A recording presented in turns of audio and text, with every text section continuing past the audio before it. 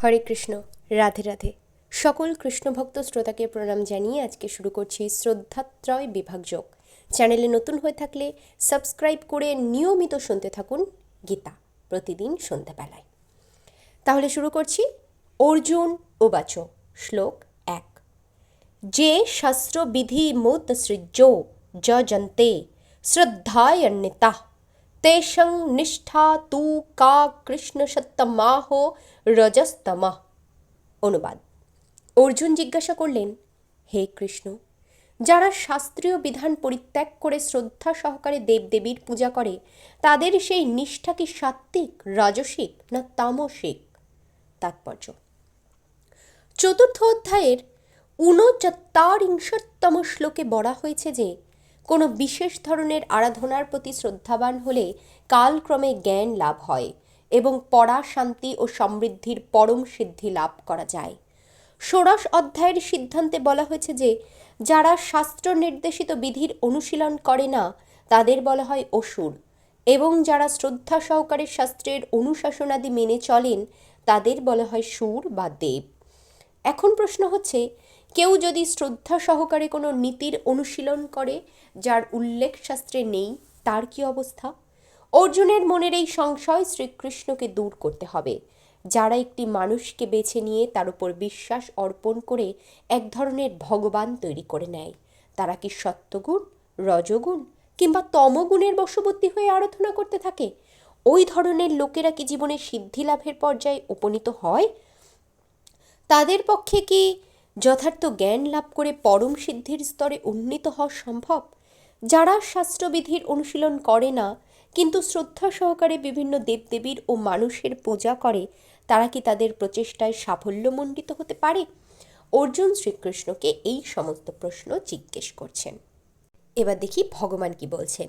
শ্রী ভগবানুবাচ, ত্রিবিধা ভবতি শ্রদ্ধা দেহিনং সা স্বভাবজা সত্ত্বিকি রাজসী চৈব তামসী চেতি তাং শৃণু। অনুবাদ। শ্রী ভগবান বললেন, দেহীদের স্বভাবজনিত শ্রদ্ধা ৩ প্রকার: সাত্ত্বিকী, রাজসী ও তামসী। এখন সেই সম্বন্ধে শ্রবণ করো। তাৎপর্য: যারা শাস্ত্র নির্দেশিত বিধি সম্বন্ধে অবগত হওয়া সত্ত্বেও আলস্য বা বৈমুখ্যবশত এই সমস্ত বিধির অনুশীলন করে না, তারা জড়া প্রকৃতির বিভিন্ন গুণের দ্বারা পরিচালিত হয়। তাদের পূর্বকৃত সত্ত্বগুণ, রজগুণ অথবা তমগুণাশ্রিত কর্ম অনুসারে তারা বিশেষ ধরনের প্রকৃতি অর্জন করে।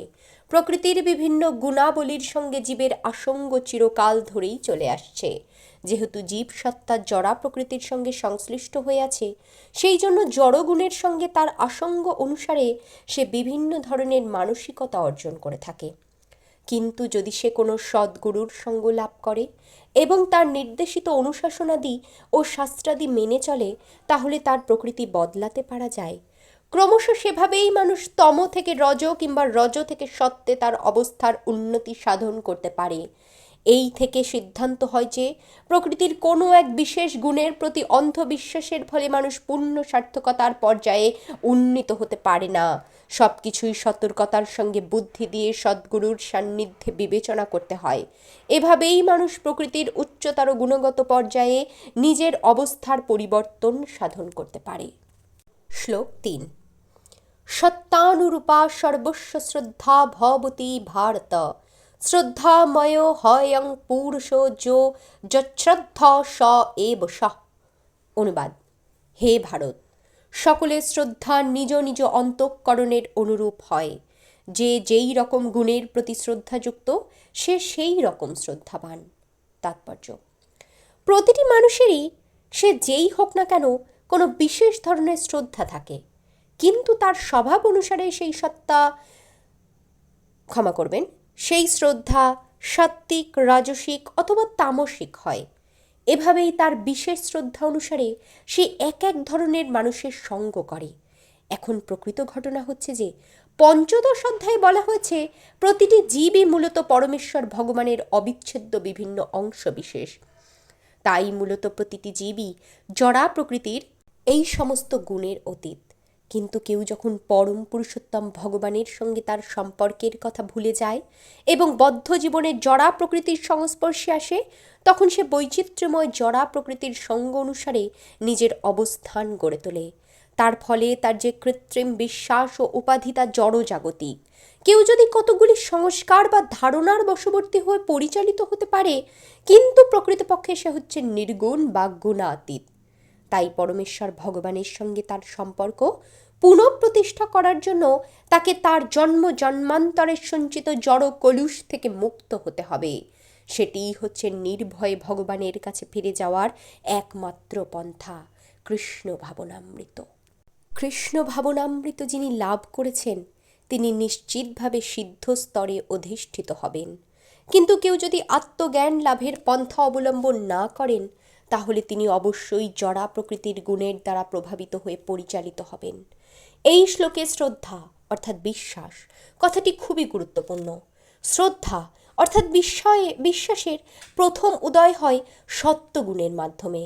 কারো শ্রদ্ধা দেবদেবীর প্রতি অথবা মন গড়া কোনো ভগবান কিংবা কোনো রকম অলীক কল্পনার প্রতি থাকতে পারে।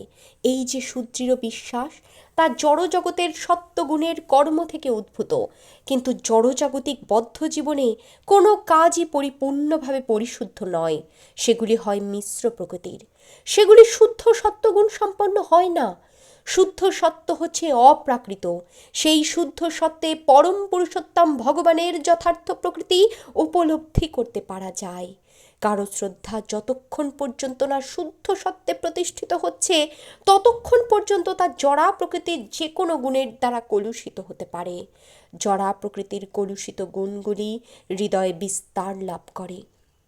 অতএব জড়া প্রকৃতির বিশেষ কোনো গুণের সংস্পর্শে হৃদয়ের স্থিতি অনুসারে জীবের শ্রদ্ধার প্রকাশ হয়। বুঝতে হবে যে কারোর হৃদয় যদি সত্যগুণের দ্বারা প্রভাবিত থাকে, তাহলে তার শ্রদ্ধা হবে সাত্ত্বিক। তার হৃদয় যদি রজগুণের দ্বারা প্রভাবিত থাকে, তাহলে তার শ্রদ্ধা হবে রাজসিক। এবং তার হৃদয় যদি তমগুণের দ্বারা প্রভাবিত থাকে বা মোহাচ্ছন্ন থাকে, তাহলে তার শ্রদ্ধাও হবে সেই রকম কলুষিত।